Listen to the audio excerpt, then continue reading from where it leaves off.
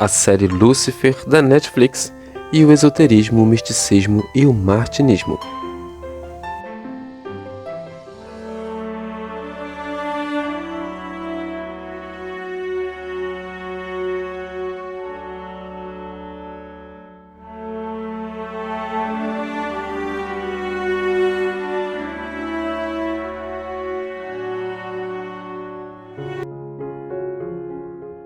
Eu sou o irmão Léo, Frater Léo, e quero desejar a todos vocês as boas-vindas ao canal Os Mestres do Passado. Se você gosta desse conteúdo espiritualista, de pesquisas, de biografias, se inscreva aqui no canal. Sempre pode deixar aqui comentários, sugestões de vídeos, de pautas. Recebemos textos também, porque esse canal é uma contribuição e uma criação coletiva. Não é um canal só meu, mas é independente de todas as organizações, ordens. Estamos comprometidos com a tradição, mas não em separar em pequenos grupos de tradições particulares.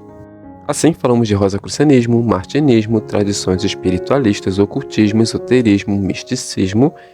E se você sentir em seu coração o desejo aí de patrocinar a cultura, apoiar o projeto, você pode se inscrever no canal e também fazer doações através da chave Pix. As pessoas que são inscritas no canal, os membros assinantes, podem assistir aos vídeos com antecedência, antes do lançamento dos vídeos. Nesse vídeo, vamos trazer uma pesquisa bem interessante sobre uma série que é muito popular, a série Lúcifer, que ficou na plataforma do Netflix e que traz muitos elementos de esoterismo ali que nós vamos esmiuçar nesse vídeo. Lembre-se sempre de curtir o vídeo e, quando puder, deixe um comentário positivo aí também e compartilhe para aquelas pessoas que podem se interessar por esse conteúdo. A série Lúcifer, que foi sucesso na plataforma Netflix, trouxe a todos, assim como nos quadrinhos da DC, uma visão ousada, críticas sobre o antropomorfismo, dramas e questionamentos existenciais de seres celestiais fictícios que não têm certeza de existir um plano divino e que, por mais que conheçam a divindade contida em si mesmos, eles as escondem dos seres humanos por receio de serem destruídos ou serem perseguidos. Eles possuem também dúvida se o livre-arbítrio é real. Diz Lucifer Morningstar em um dos episódios: eu ainda me pergunto até que ponto tudo já estava previsto, até que ponto ele sabia de tudo de antemão. Achei que eu estava me rebelando, achei que eu estava o desafiando, mas não. Só estava cumprindo com outra pequena parte do seu grande plano. Lucifer Morningstar, Estrela da Manhã. Vindo diretamente do inferno para se aposentar e viver na Terra, Lucifer Morningstar é chamado com carinho de Estrela Mais Brilhante, a Estrela da Manhã, o portador da luz, Samael, por seu pai, sua mãe e seus irmãos. Ele reside em Los Angeles com um demônio feminino chamado Mazikim. A história envolve elementos judaicos, cristãos e islâmicos. Você já assistiu essa série? Deixa aí nos comentários, por favor. Micael é o seu irmão gêmeo, como se fosse o seu Id, e o irmão misterioso chamado Amenadiel, que seria o seu superego, teria proporcionado um milagre a uma humana que gerou uma parte da divindade nessa humana, a detetive Chloe Decker. Lúcifer se apaixona ao longo da série por esse milagre, essa detetive, e aos poucos ele percebe que ela era realmente um presente do seu pai, que podia prever, mas não podia manipular e forçar o amor entre um celestial e um ser humano. O amor deveria ser aceito conscientemente por Lúcifer, que inicialmente acredita não ter a capacidade de amar, até descobrir que ele possui a liberdade para evoluir como quiser. Na atualidade, muitos ainda questionam se o amor é real ou se é apenas uma reação biológica, uma reação química ou até um condicionamento social ou religioso. E isso, ao longo da série, também é debatido. Outros seres celestiais que aparecem para completar esse simbolismo são Azazel, Uriel Lilith, a mãe dos demônios, Eva, a mãe dos humanos que se apaixona por Lúcifer, Caim, o seu filho, o primogênito, o primeiro assassino que não pode morrer e vive na terra se disfarçando e mudando de nomes enquanto tenta se punir e se automutilar. Mazikeen, uma demônia que também acredita não ter liberdade de criar a sua própria alma até descobrir que pode. E todos acreditam num jogo determinista criado por Deus, até descobrirem que Deus não estava no controle das suas vidas e havia se afastado do universo para dar liberdade a todos, enquanto ele era onisciente, sabia de tudo, mas permanecia como um observador silencioso e incógnito. Vamos agora abordar um pouco desse simbolismo esotérico. O primeiro ponto a se observar é que há outros universos, além da teia do espaço-tempo, com outros seres e deuses criadores. Isso é revelado ao final da segunda temporada. De certa forma, intui-se a existência de outras entidades e seres celestiais criadores dessas outras realidades. Dentro da realidade do universo Lúcifer, existe o Pai e a Mãe. Através da união dos dois, ocorre a emanação dos seres celestiais e a criação do universo. Temos assim um universo, uma unidade, um pai e uma mãe, uma dualidade, e seres celestiais habitando no paraíso, a cidade prateada, que é etérica, que foi então criada para abrigar esses seres celestiais, essas emanações. Após a criação, o pai e a mãe se afastam aos poucos e, após a criação da humanidade, alguns filhos se rebelam contra os seres humanos. Lúcifer é colocado então no centro desse inferno para tomar conta de todas essas almas que vão se rebelando contra o Criador, tanto os seres caídos quanto as almas humanas. Depois de muito tempo ele percebe que aquilo não é uma prisão, aquilo é um reformatório. As pessoas e os seres que estão ali presos estão para reaprender e se libertar das suas próprias mazelas. Eles são os seus próprios carcereiros, e Lúcifer é apenas o organizador com um trono no centro de toda essa criação. Lúcifer possui o poder de mostrar e realizar os desejos mais ocultos das pessoas e seres, revelando na maioria das vezes que os crimes e todos os erros cometidos ao longo da série são porque as pessoas não são sinceras e não estão fazendo o que querem fazer. Estão condicionadas por vários motivos, principalmente pelo medo de se realizarem. Assim, quando ele pergunta o que você mais deseja ou o que você deseja, as pessoas revelam coisas que não se imaginava, porque elas mesmas não eram sinceras com sua própria existência.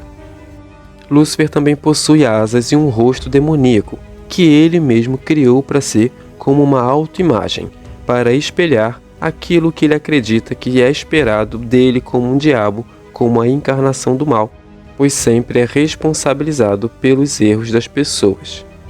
Durante todo esse processo de autoconhecimento, ele também vai descobrir que essa imagem é como ele mesmo se auto-inflige. O inferno é mostrado como uma cidade cheia de celas. Nessas celas, cada preso é condenado a reviver a sua culpa eternamente, como em muitas histórias sobre os nossos complexos, arrependimentos, não aceitação, as nossas repressões. Ele sugere que o julgamento é pessoal. Cada um julga a si próprio, se autocondena e se autopune eternamente. São as próprias pessoas que se condenam à punição de Lúcifer e ao próprio inferno pessoal. Também em algum momento da série é revelado pelo pai que o inferno era um reformatório das almas e que era a missão mais especial que ele podia dar a um filho, entregar um reino cheio de almas para que seu filho favorito, rebelde, aprendesse com os erros dos mortais, suas autopunições, para que ele crescesse e talvez assumisse o trono quando o pai precisasse ir para outro universo e se aposentar para recomeçar. O objetivo era que o filho mais amado aprendesse com a empatia.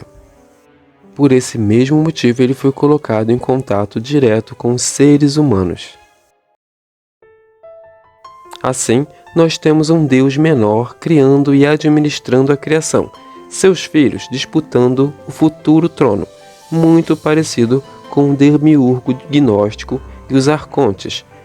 Quando o próprio Criador revela-se em algum momento das últimas temporadas, ele esclarece que deu aos seus filhos a capacidade de evoluírem por si próprios, uma autocracia, e também a possibilidade de despertarem os dons imanentes às suas divindades, dons que ele mesmo não podia prever e não controlava.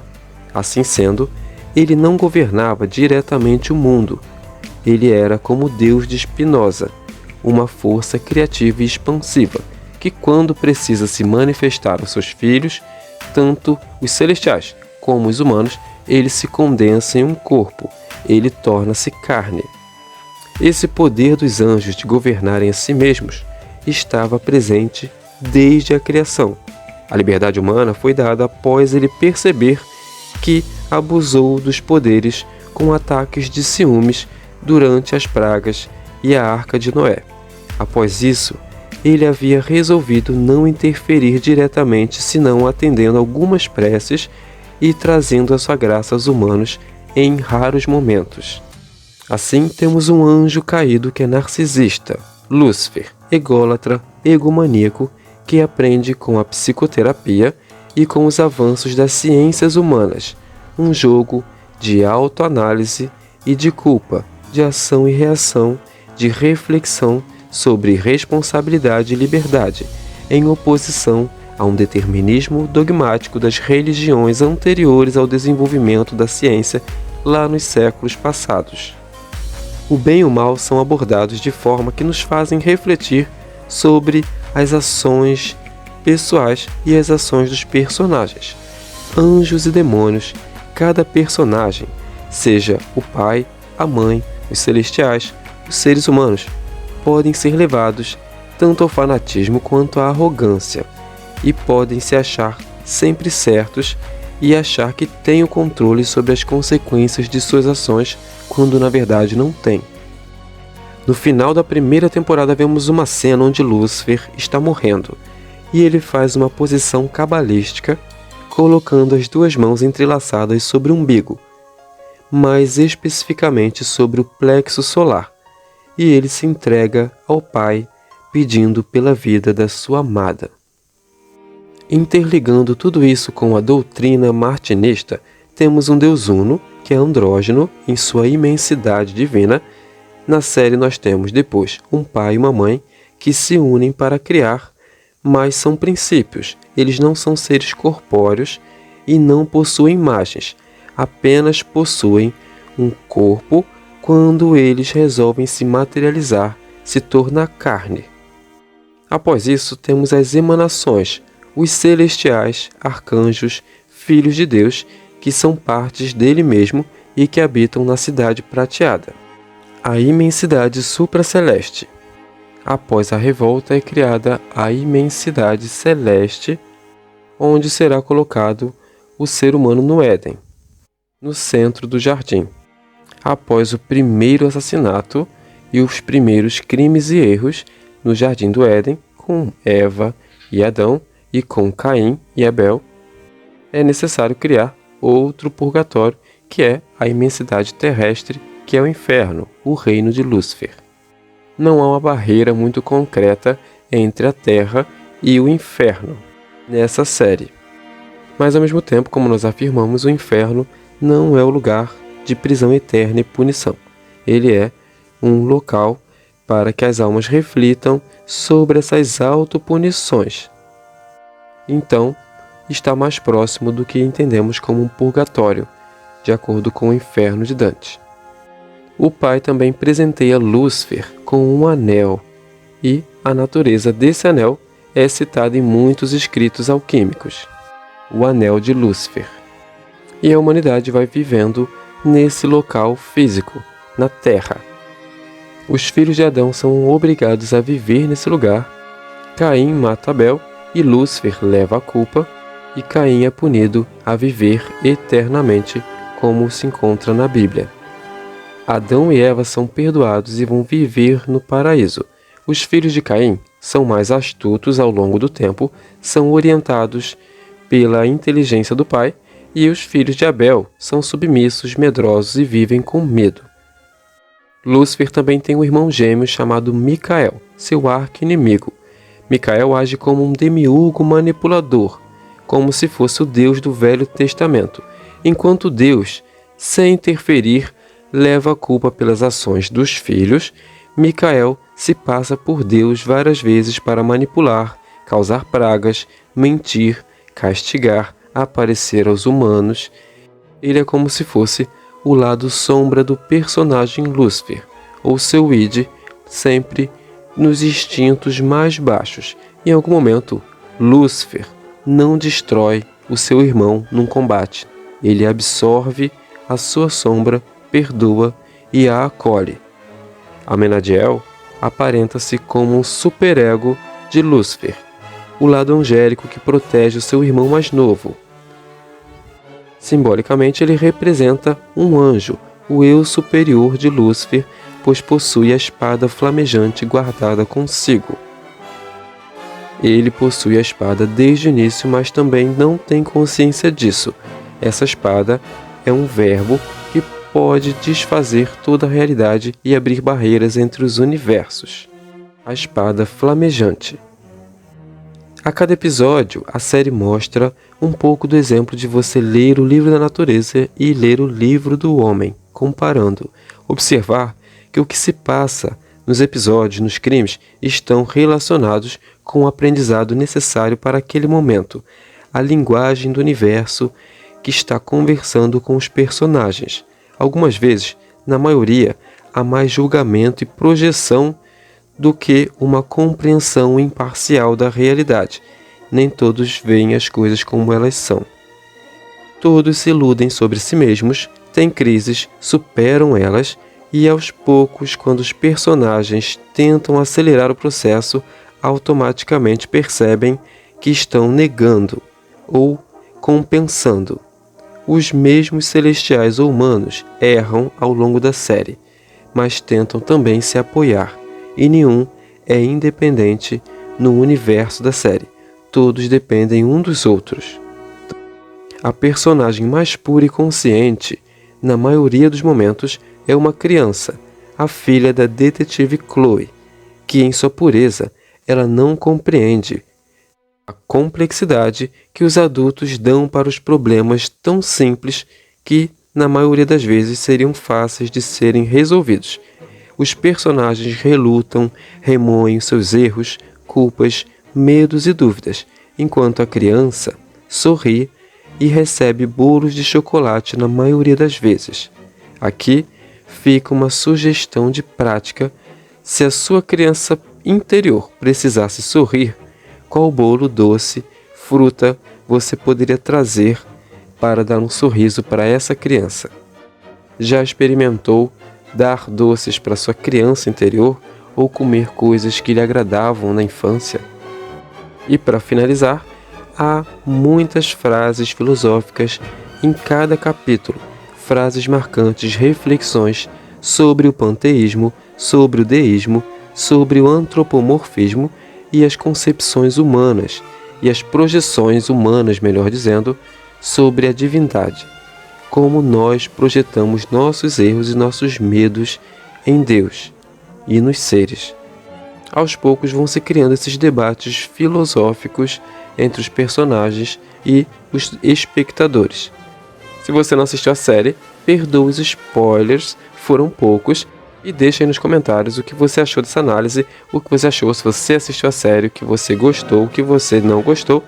Deixe seu comentário aí, deixe uma curtida e se inscreva no canal se você gostou dessa análise, desse conteúdo também. Até o nosso próximo vídeo. Um abraço aí para todos e todas. Fica a sugestão de darem uma olhadinha de novo se você já assistiu, dá uma reassistida lá se quiser e dá uma olhadinha para enxergar com novos olhos. Um forte abraço a todos e todas.